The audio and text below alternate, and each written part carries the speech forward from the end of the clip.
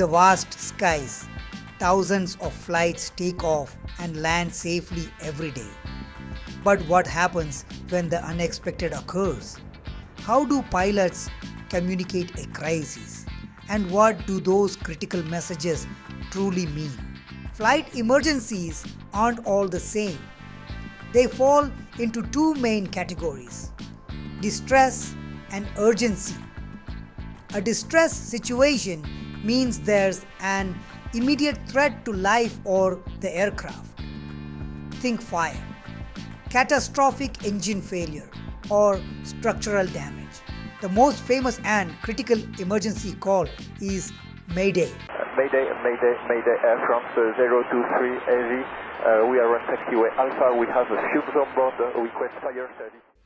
This word, repeated 3 times, instantly signals a distress situation, meaning a life-threatening emergency demanding immediate assistance.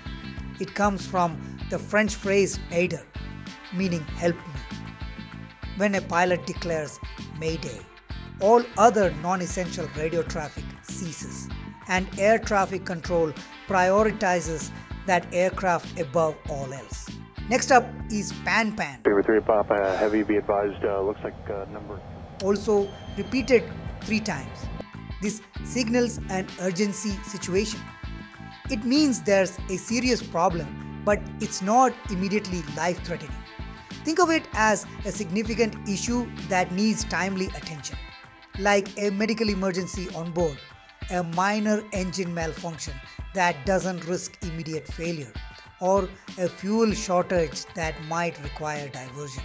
Beyond spoken calls, pilots use squawk codes on their aircraft's transponder. These 4-digit codes send a silent signal to air traffic control. 7700 is the Universal General Emergency Code. 7600 indicates a loss of radio communication. And a chilling 7500 signals an aircraft hijacking. These codes immediately alert controllers to the nature of the emergency, even if verbal communication isn't possible. These emergency alerts are a vital part of aviation safety, ensuring that in critical moments, pilots and air traffic controllers can communicate effectively to protect lives. It's a testament to the layers of safety built into every flight.